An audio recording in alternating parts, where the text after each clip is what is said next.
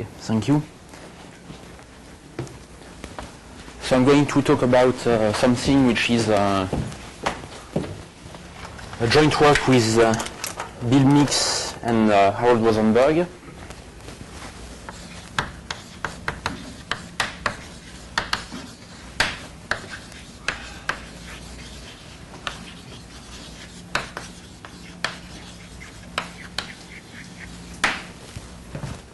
Okay, so maybe I will start the talk by recalling some general well-known results about half-space theorems.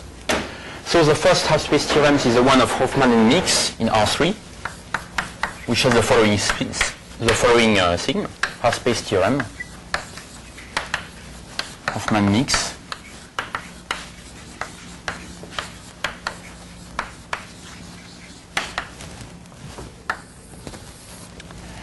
So it's the following. So we consider a surface S a properly immersed minimal surface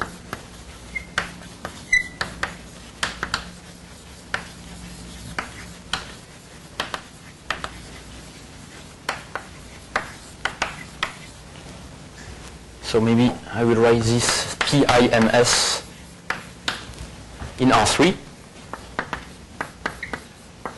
And we assume that there is a plane that S does not intersect.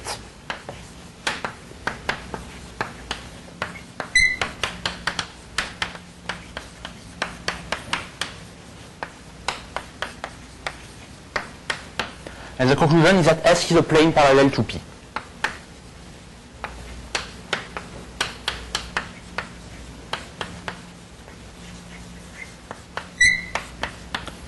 And the proof is just a consequence of the maximum principle and the existence of catenoids. So let me recall how is the proof.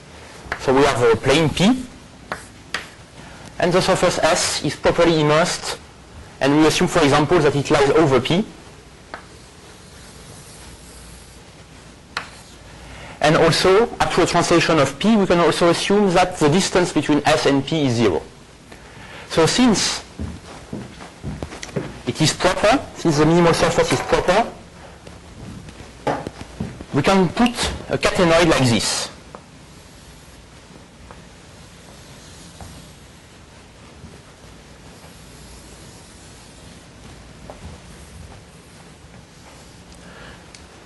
Why can we do this? It is because the surface is proper. So there is a region like this here, with a small height epsilon, and some radius here, where S does not go, because otherwise there would be accumulation point of S. If we can't do this for any epsilon, this would mean that we have some accumulation points of S lying in P, and it contradicts properness of the surface. So because of this properness we can do this. And so we have this catenoid. And now what we do is that we consider all these catenoids with this axis here, and we shrink the wave circle of the catenoid here. So what happens here? When we have this catenoid and when we shrink the wave circle, the catenoid converges to a double cover of a plane with a singularity at the origin. So it means that this catenoid here, when we shrink, will converge to this plane at height epsilon.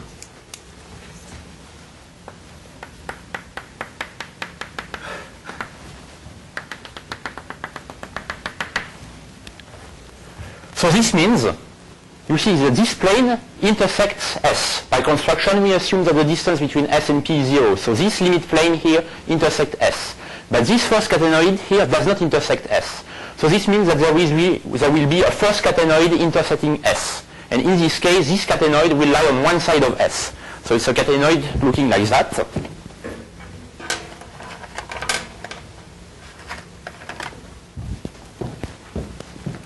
There will be a very small catenoid with very small neck intersecting S for the first time.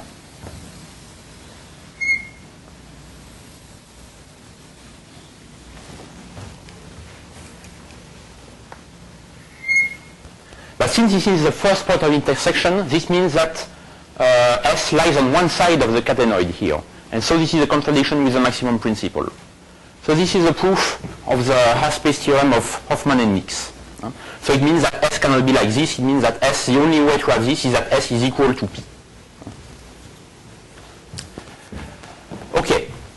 So as a corollary of this, we have another one which is a strong half-space theorem of Hofmann and Nix also.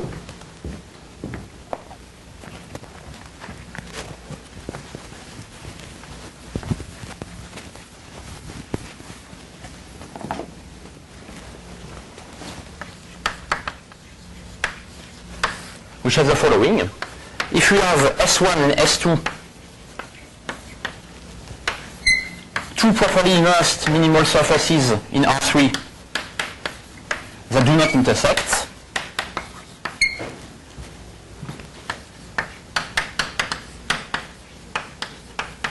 then S1 and S2 are parallel planes.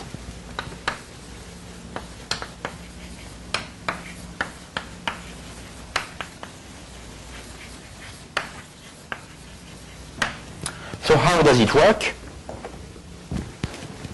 It uses this.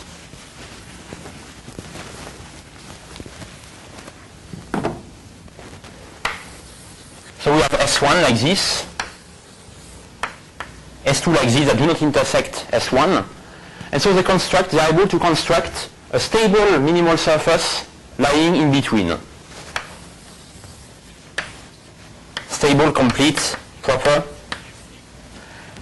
And it's known by result of Doppler-Moupeng and Fisher collaboration that this is a plane. A complete stable minimal surface in R3 is a plane. And so in this case, this is a plane. But now we apply the first half-space theorem to S1 in this plane. This plane does not intersect S1. So S1 must be a plane parallel to this one. And the same holds for S2. And so we have that S1 and S2 are parallel planes. Okay, so now in the talk we are going to be interested in generalization to these kinds of theorems in other ambient manifolds. So the first one, which is easy to do, is the case of hyperbolic space.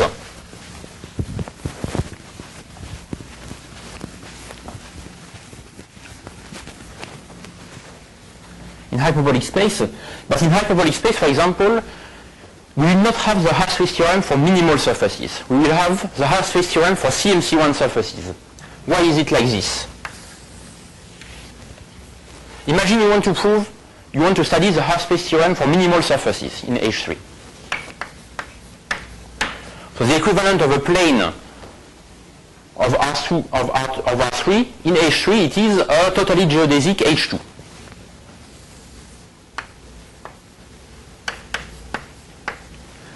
This is a totally geodesic surface. But we don't have a minimal half-space theorem there.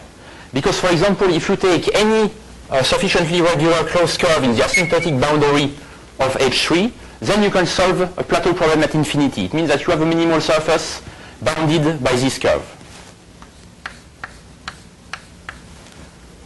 And if you do this sufficiently small, it will not intersect, sufficiently far away from this, the minimal surface will not intersect this H2. And also you have catenoids. You have catenoids like this. You have a lot of minimal surfaces that do not intersect this one and which are not totally geodesic H2. So you don't have half-space theorem for minimal surfaces. But instead you will have half-space theorem for CMC1 surfaces.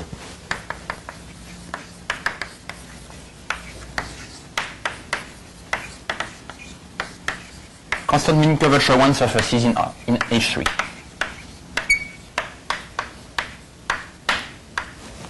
Because, so one of the reasons is that this value for the mean curvature is a kind of critical value for mean curvature because CMC surfaces have different behaviors according to whether H, the mean curvature, is greater than 1 or lower than 1.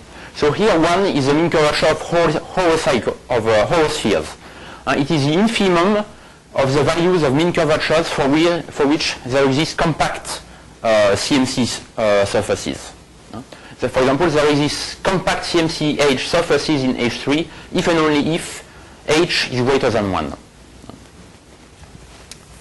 So that's why we consider this value for half-space theorems. So what does it say? So it's a theorem of Rosenberg and Bucio-Rodriguez.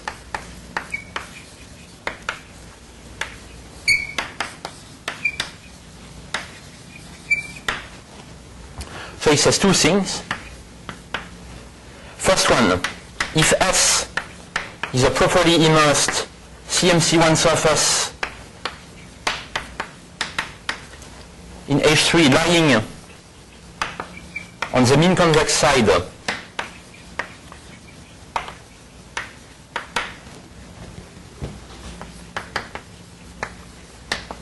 a Horo sphere H in H3, then S is a Horo sphere parallel to H.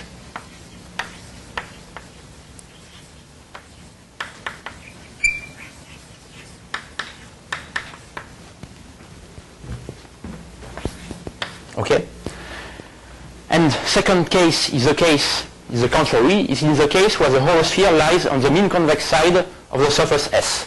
But to define the mean convex side of the surface S, we will need it to be properly embedded instead of properly immersed. I will explain with some examples why there is this hypothesis of mean convex side. So now let S be a properly embedded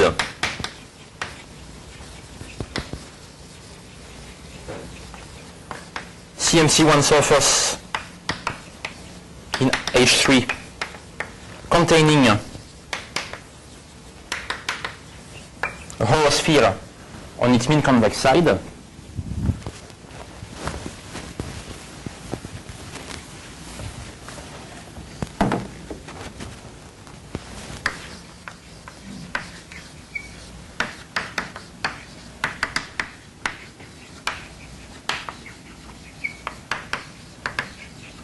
Okay. So the conclusion is the same. S is a Horo sphere parallel to H. Okay? So the situation is the following. So for instance, I will use the Ball model.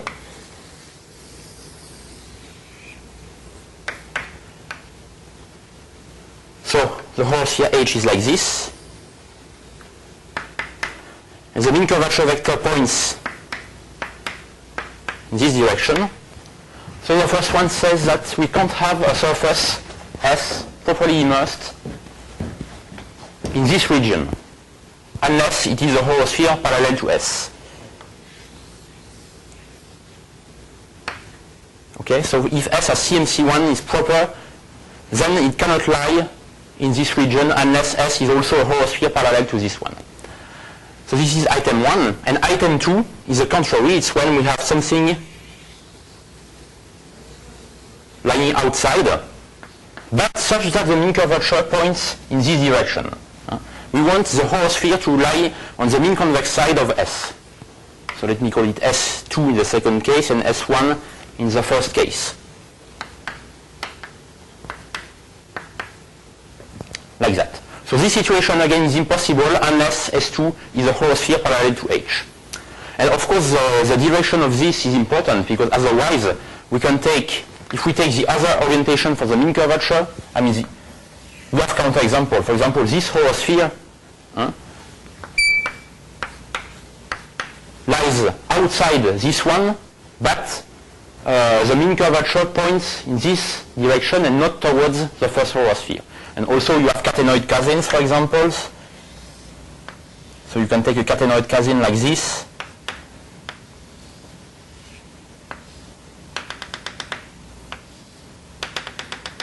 So it's a surface of revolution with respect to a geodesic like that. So this surface, for example, has mean curvature pointing inside here. And so it's also a it doesn't intersect this one without being a translate of this one. So the hypothesis is very important. Why do we need this hypothesis on the direction of the mean curvature vector? It is when we use the maximum principle. Because the proof of this is very similar to the proof of the one in R3. So what do we do? Here I use the half space model. And so for example, I can assume that my Horo sphere is this plane. So this is something like x3 equal constant. This is your Horo sphere H. And we have also a family of catenoids like this, like in R3. For example, we have these ones, catenated cousins,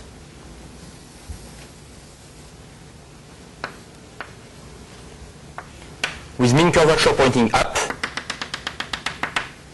So if you want to obtain a contradiction with the maximum principle, it means that if this is the surface S, then the mean curvature of the surface S should be also up. So this is a proof actually of the second item here. So this is when the surface S lies outside H, we want that S has its mean curvature vector pointing in the same direction, towards the horosphere H. Otherwise, you don't obtain the contradiction with the maximum principle.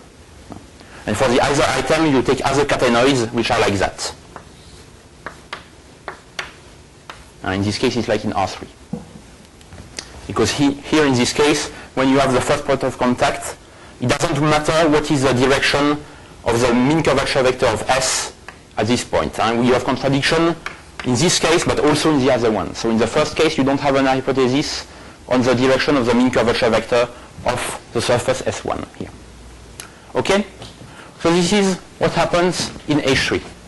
So actually it is very easy in this case because we have some rotational examples which are explicit, and so we control very well how is the asymptotic behavior of this. How is the behavior of these catenoids when we shrink the wave circle here? When the length of the wave circle converges to a horosphere in hyperbolic space. So now, what happens in other homogeneous manifolds? So the first result is a result of Oswirth, Rosenberg, and Sprook.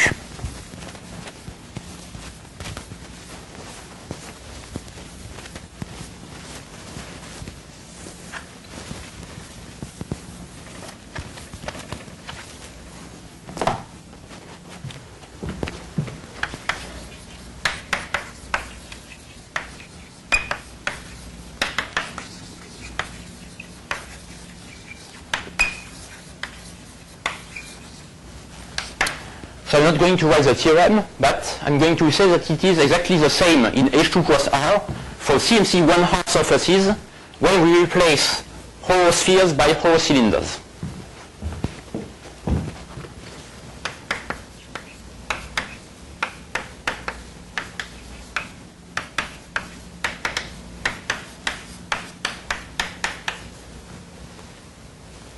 So with respect to horocylinders. Okay, so it's the same situation as in R3, as in H3, sorry. So what does it mean?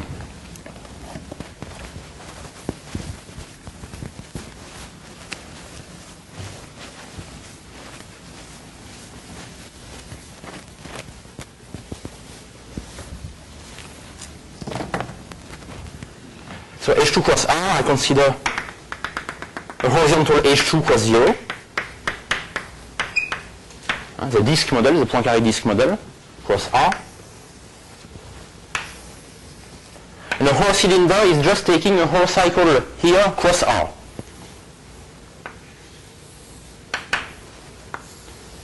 So it's something like that.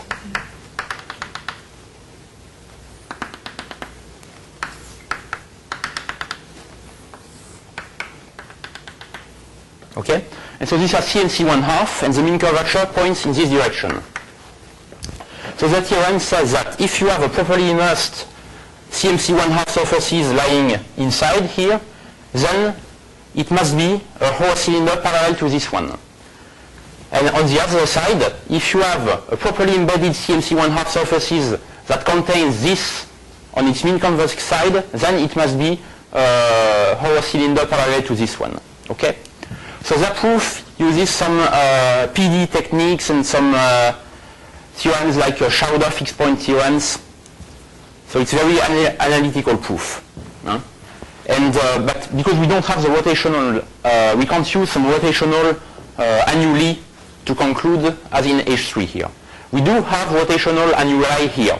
But if we apply this rotational annuli, what we obtain is a half-space theorem with respect to rotational CMC1 surface looking like that. So if we apply the same, we obtain a half-space theorem with respect to this surface, not at all this one. So they have to construct, the idea is to construct some compact annuli with boundary by some techniques of PDE. Okay, so it has a lot of points in common with what I'm going to talk later. So this is for CMC 1/2 in H2 cross R. So now another theorem is the case of minimal surfaces in the Heisenberg group.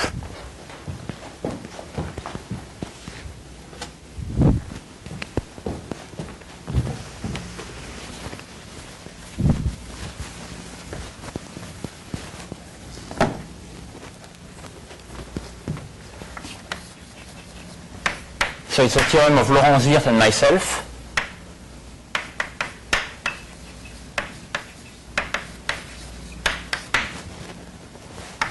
So it's a half-space theorem with respect to a vertical plane in the Heisenberg group. So the Heisenberg group is homogeneous three manifolds. So it appeared in the talk of Bill. And it is something which has, so topologically, it is diffeomorphic to R3. And it has an isometry group of dimension 4. Because we have 3 dimensions of translations, and we also have some rotations with respect to a vertical axis. And we have a Riemannian submersion of the Heisenberg group onto R2.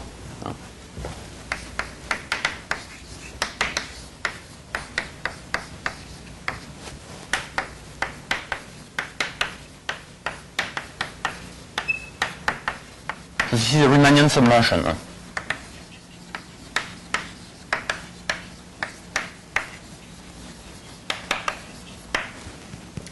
Okay, so let me state the theorem.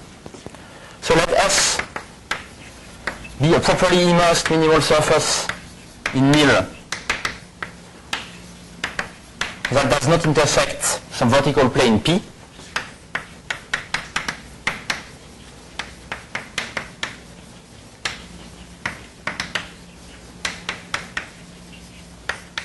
Then S is a vertical plane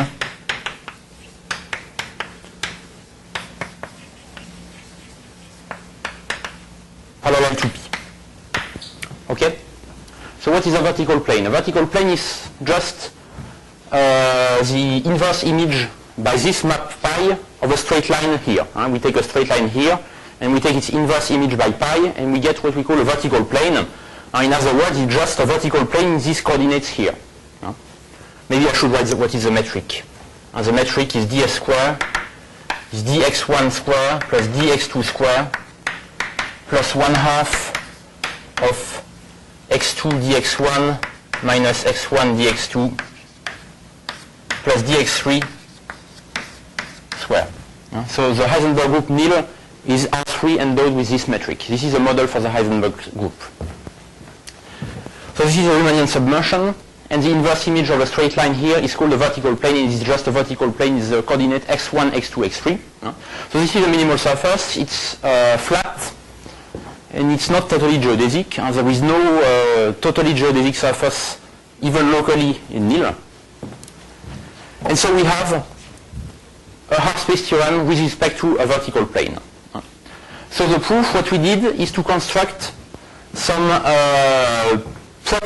properly embedded minimal annuli, but which are not rotational. Because again, if we construct rotational annuli, they exist, it's a catenoid, then we will not obtain a half-space theorem with respect to a vertical plane, but we will obtain a half-space theorem with respect to a surface of equation x3 equal constant. So it's not what we want. So we construct some explicit annuli and studied the convergence of this annuli as the wave circle goes to 0. And this gets this theorem. Okay, so now we want some other half-space theorems in nil. So what are the surfaces for which we can expect half-space theorems? In general, we can expect half-space theorems with respect to stable surfaces. So in nil, complete stable surfaces, properly embedded. So in NIL we don't know a lot of examples of such surfaces. We know that there exist vertical planes, and also we know that there exist entire minimal graphs. So what is an entire minimal graph? Let me define it. It's a graph with respect to this, it's an entire graph with respect to this submersion here. So it means an entire graph is a surface sigma such that the restriction which is transverse to the fibers of this vibration, and such that the restriction of pi to sigma is a diffeomorphism onto R2. So let me define this.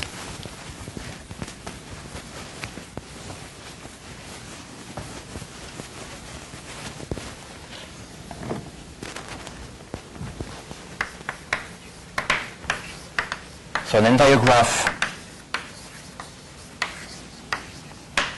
in NIL is a surface sigma such that the restriction of pi to sigma from sigma to R2 is a diffeomorphism. Okay? And so there exist a lot of entire minimal graphs. They were classified by Fernandez and Mira.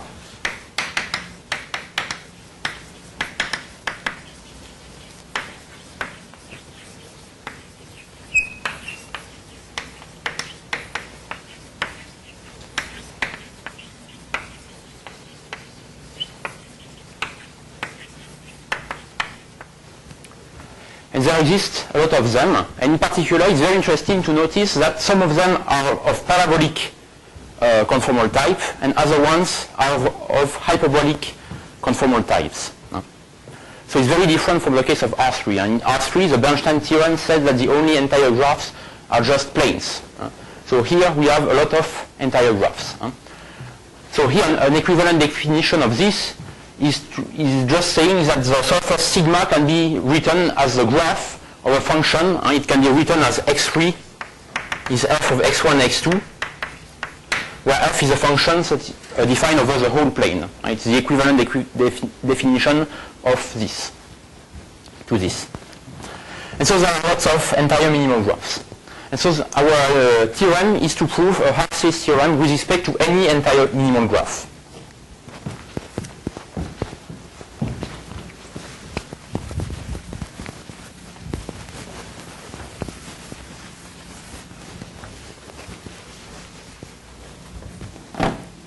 So it's joint with Mix and Rosenberg.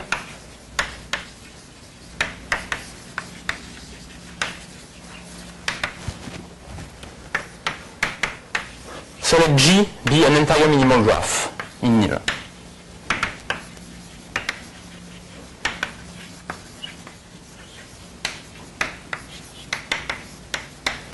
And let S be a properly immersed minimal surface in NIL lying on one side of G.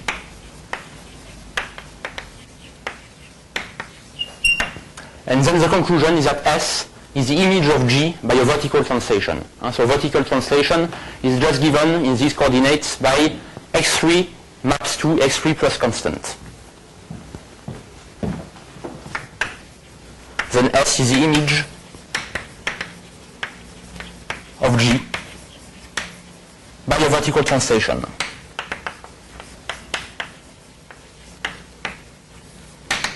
Okay, so let's prove this.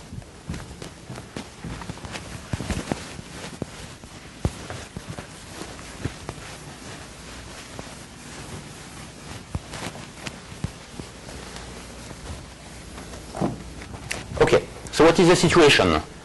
We have a graph, an entire graph G.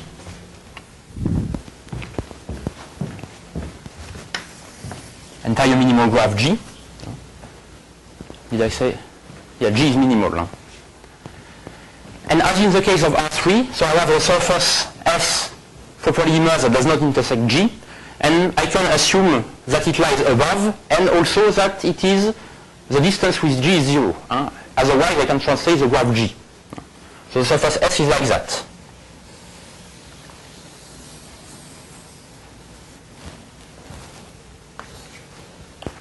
Okay? And since it is proper, I can consider a small zone here of height some epsilon small and some radius r fixed, where S does not go by properness. It's exactly as in R3.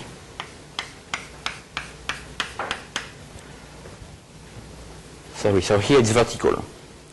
And then I consider G epsilon, which will be the image of G by the translation of height epsilon.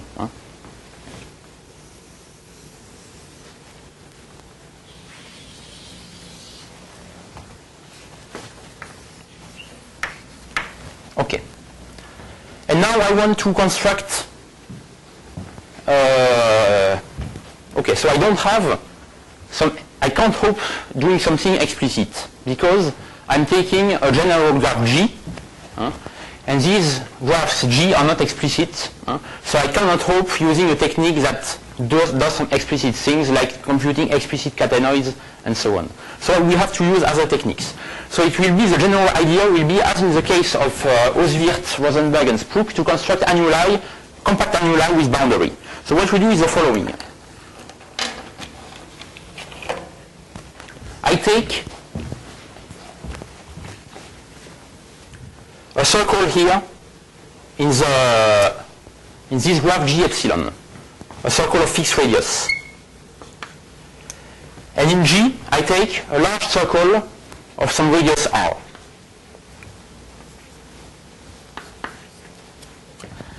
And then I solve the plateau problem. Actually, if we take epsilon small enough, we can ensure that we have an area minimizing annulus bounded by this circle up, this small circle up, and this large circle down.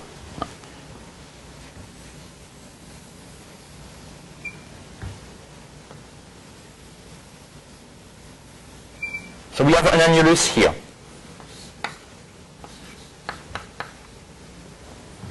And for example, we can apply the Douglas criterion. The Douglas criterion works if we are able to find an annulus, not necessarily minimal, which has an area smaller than the area of this disk here and this disk here.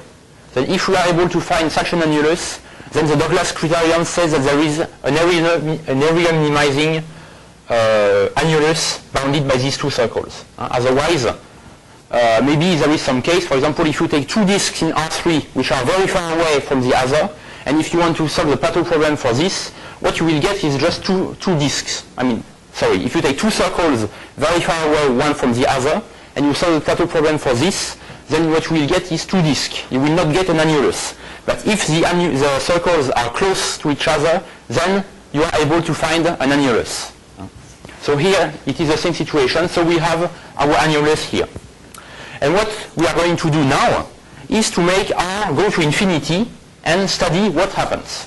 Okay? So first, we are going to prove that these annuli are graphs for the vertical Killing field. So the vertical Killing field is this one.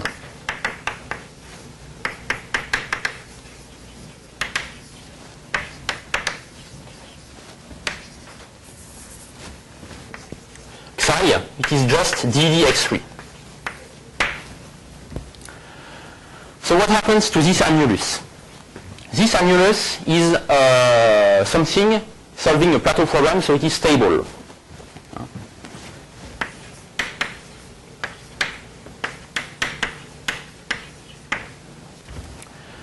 We can prove that it is a graph in the neighborhood of the big circle. Why?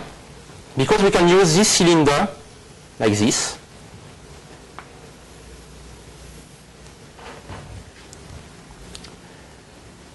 This cylinder has mean curvature pointing inside.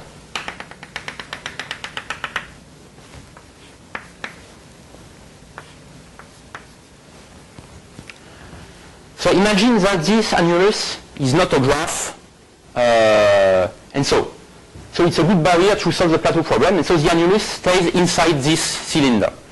Imagine that it is not a graph in the neighborhood of the circle here. So it means that you have a point where it is vertical. But in this case, if the annulus is vertical at some point, it will have a part of it lying outside the cylinder.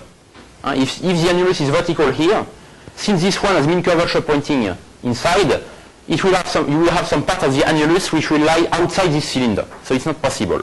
Okay? So the annulus is also a graph in the neighborhood of the large circle here. It is also a graph in the neighborhood of the small circle. Because you can have done the construction with a little bit smaller r. If you take r large, but if you take, we make this tend to infinity, so we can assume, for example, that we have done already this construction for a smaller r. So we have another annulus. No, I shouldn't say this. I should say that for some radius, if epsilon is sufficiently small, this can be obtained actually as a perturbation of the part of G lying outside two circles.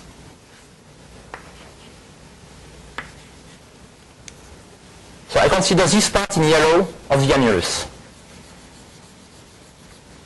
Okay? So this is stable because it is part of the stable graph. But I could have moved a little bit the boundary of, it has two boundaries. It has some circle here and some inside circle here. But I can move a little bit up the inside circle. And since it is stable, if the perturbation is very small, I also get another stable minimal surface, which will be a graph, because it's a perturbation of something which is a graph. So it will give, if epsilon is small enough, sorry, it is this one that I'm considering. If epsilon is small enough, then I get a stable annulus like that.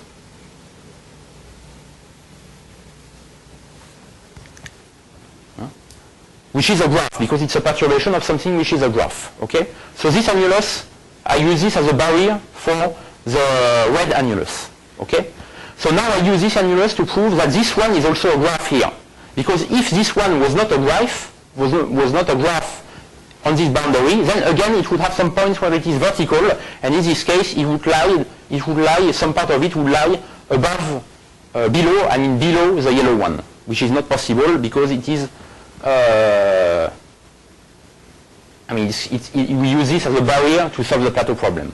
Okay? So the annulus here is also a graph in the neighborhood of the small circle. Okay, so what does it mean? Now I look at, for example, at the annulus from above.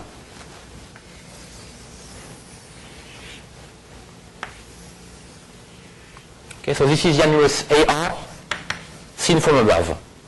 And I consider the following function nu, which is psi in a product with n, where n is the unit normal to the annulus. Okay? This is a Jacobi function, because psi is a Killing field, so this is a Jacobi function. What we have said is that the annulus is a graph in the neighborhood of the two circles. This means that this function nu does not vanish on the boundary. Okay? But also, it must have the same signs, because it is embedded. So for example, if the normal points up here, for example, I can choose the orientation such that the normal vector n points up in the neighborhood of the inside circle. Then it will also point up there. Because if it pointed down, it means that the annulus is like that. But in this case, if it's like that, it means that it goes outside the cylinder. So this is not possible, and the situation might be this one. Okay? So, it means that the function nu is positive here, and is positive here. Okay? What we want to do is to prove that the annulus AR is a graph. It means otherwise that the function nu does not vanish. So assume that nu vanishes at some point. Okay? So in this case, since nu is a Jacobi function, it means that it has a nodal domain. And the nodal domain is something like that.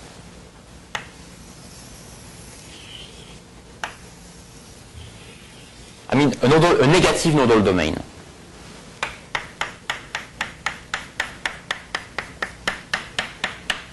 The function nu is positive here. It's positive here. And the negative nodal domain cannot reach the boundary. So it's something which lies like that, or maybe it's just a small region like that. But anyway, it is not possible on a stable surface, because this domain where nu is negative creates a stable unstable domain. It means a domain where the first eigenvalue is 0. And since it is a strict domain of the annulus, it would mean that the whole annulus would have a first eigenvalue which is negative. And it is not possible because AR is stable because it's obtained by, it solves the Plateau problem, it's stable, so it means that its first eigenvalue is non-negative. Okay, so this situation is impossible. So what is impossible? The hypothesis was the existence of this nodal domain here for negative values of nu. So it means that nu is positive, because nu cannot vanish at a single point. Because if nu vanishes at some point, then since it is solution of an elliptic equation, it means that either it is identically 0, or in the neighborhood of this point there exist points where nu is positive and points where nu is negative. Okay? So nu cannot have strictly negative points, and then it cannot have points where it is 0, and so it means that nu is positive. And nu being positive means that this annulus is a graph. Okay? Okay, so we know this. Now what happens? We are going to make R increase. We take a sequence Rn going to plus infinity. Rn increasing to plus infinity. So we have curvature estimates because the annulus AR are stable, and so it's a general fact that we are in a homogeneous manifold, so we have curvature estimates. This means that we have a bound for the second fundamental form of this annuli at considering the parts which are at a fixed far away from the boundary. So since we have this, it means that our sequence of annuli converges to something up to a subsequence.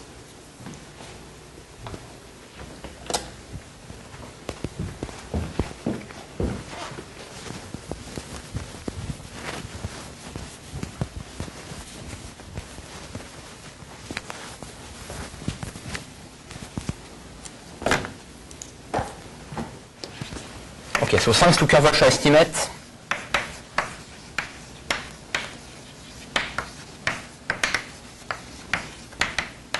so up to a subsequence,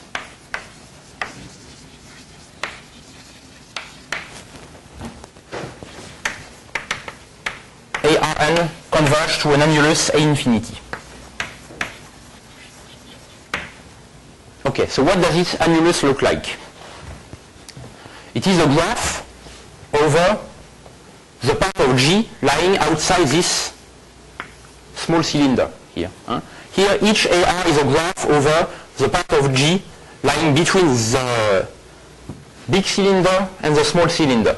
As R goes to infinity, what we obtain is a graph of a function defined on G minus this part lying in the cylinder.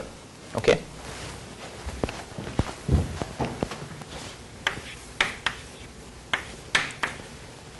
Is a graph over, so let me call U infinity, which is a set of x1, x2 in R2, such that x1 square plus x2 square is larger than the radius here, which I call, say, R0.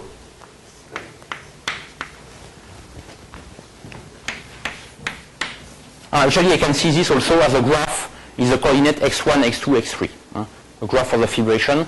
So it's a graph over this domain here in R2. So let me call U the function.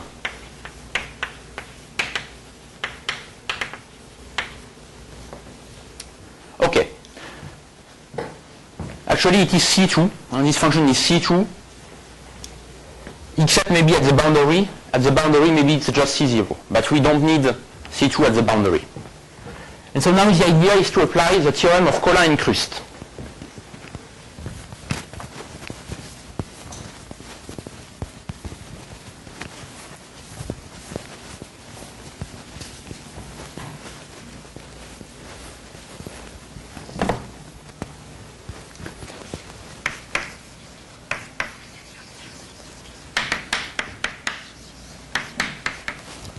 So what does the theorem of Collin and Krust say? So I consider domain omega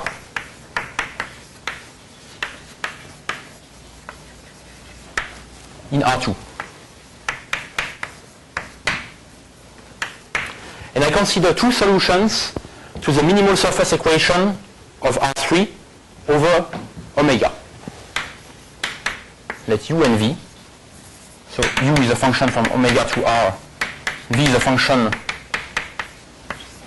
The two solutions over omega to the minimal surface equation of R3, the minimal graph equation of R3.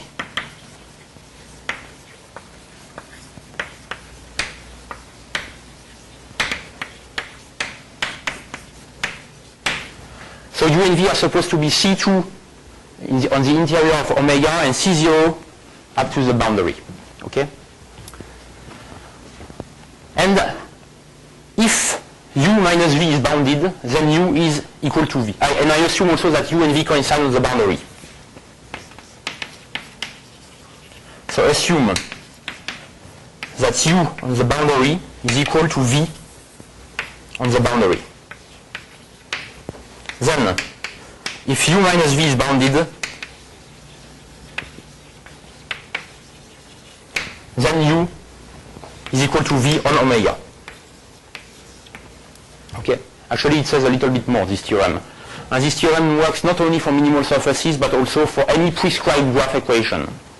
If I take two solutions U and V of the same prescribed graph equation of omega, then you have the same. And also it says that, this is stronger actually. It says that when and U are not identical, then it gives an upper bound for the difference between U and V. Okay? Omega is bounded. No, omega is not bounded. No, omega is not bounded because otherwise, U would be identically 0. I mean, U would be identically V by the maximum principle. U is unbounded.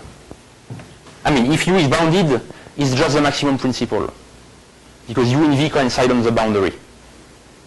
So you translate one of them, and then you translate it back until reaching first point of contact.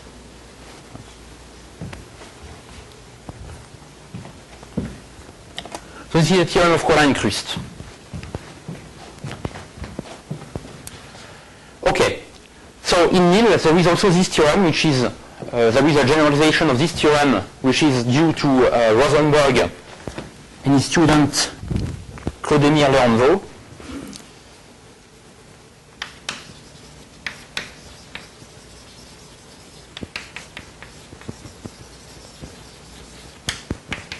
So you have the same in nil. Okay, but for example in H2 plus R it doesn't work. You don't have this in H2 plus R because what you need for this is some kind of you need to have a control of the length of the geodesic circles. So in some cases, for example, like in R2 where the geodesic circles, the length of the geodesic circle is linear, then it works. But in the case of H2, in H2 it's exponential, so it will not work. And nil, since you have a projection on R2, it works.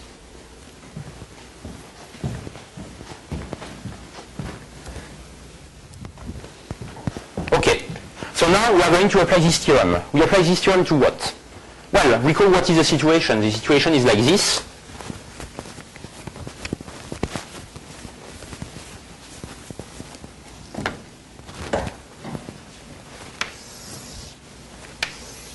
We are of of first graph G. We have G epsilon here, the translate of it. And the annulus A infinity is something lying in between them.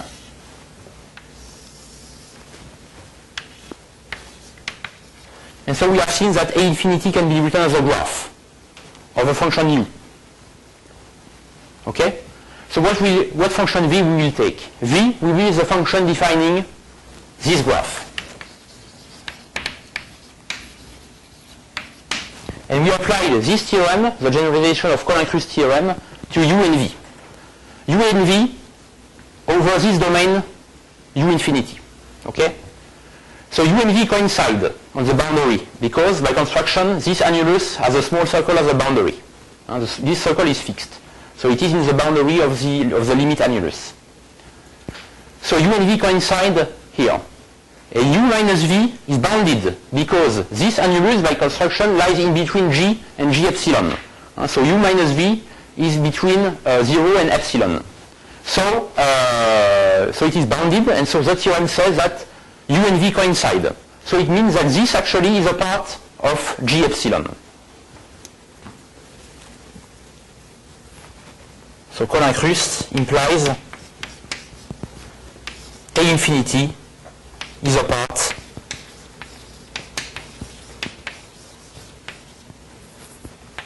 of g epsilon. Okay? So it means that our annuli with the two boundaries converge up to a subsequence when the large circle has a radius going to infinity. This annulus converges to the part of g epsilon lying outside this disk here. Okay? So how do we conclude now? Well, it's a little bit like in the R3 case, but the problem is that we have just a sequence. We don't have a continuous family of annuli. In our construction, we just take a sequence. We don't make R vary continuously. We just have a sequence. But it doesn't matter because we have translations. So how is the situation? Because the surface S is like that. The first annuli do not intersect this surface by construction. Okay, the first annuli are like this. But then the limit of the sequence as the radius goes to infinity is this. So it means that if the radius is sufficiently large here, the annulus will intersect this one. So for example, this is the case if I take this annulus.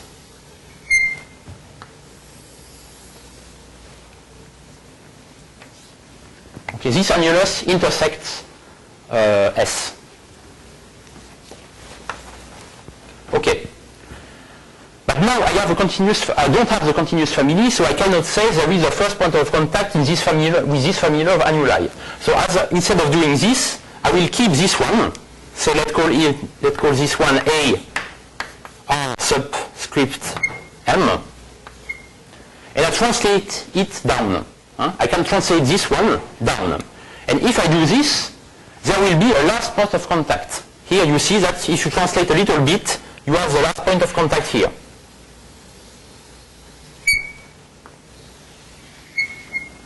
And by construction, everything is made such that the last point of contact is an interior point. It is not on the boundary of the annulus here because I assume that the surface S doesn't go in this region here. And it cannot be in the boundary of this annulus because this annulus lies below G. Okay? So the last point of contact is an interior point of contact, and again it contradicts the maximum principle. No? So we prove that this situation cannot exist, so it means that the only possibility is that S is a translate of G, a vertical translate of G. Okay? So now let me quickly talk about other half-space theorems. So before this, let me do a comment. Usually it is easy to have half-space theorems when we have some parabolic surfaces. For example, planes are parabolic, it's flat. Whole cylinders are parabolic, whole spheres are parabolic.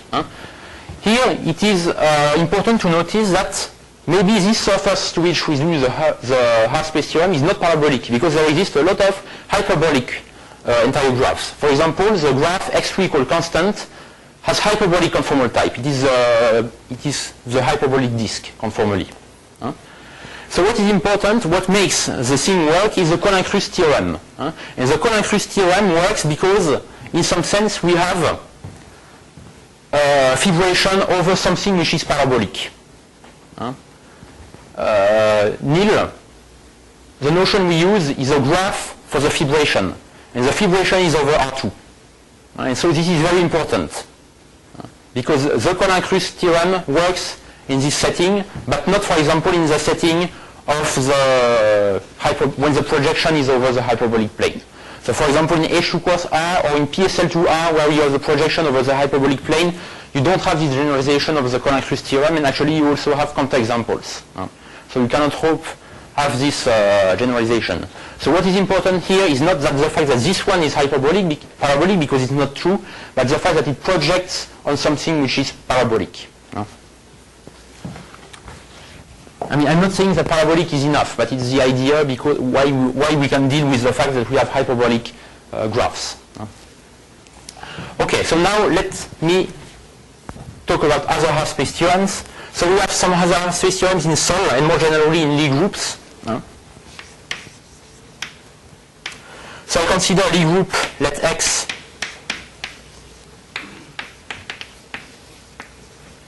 be a Lie group, a three-dimensional Lie group, simply connected, that can be written as a semi-direct product R2 cross R. The ones of the lectures, that's the one Bill explained in his lectures. And let P be something which is R2 cross 0, for example, or R2 cross T. Then we have a space theorem with respect to this. So let S, okay, there are two cases. Maybe I have very few time, so I will just say the unimodular case.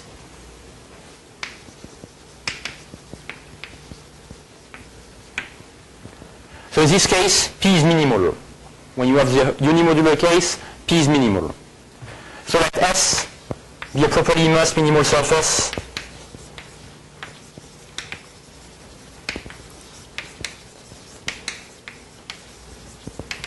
lying on one side of P.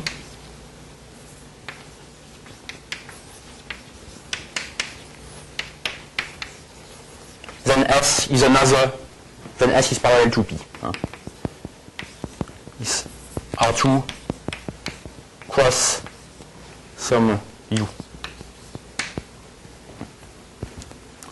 Actually, when it's not unimodular, this one is not minimal, it's a CMC for a certain value, which is a trace, which is 1/2 of the trace of A.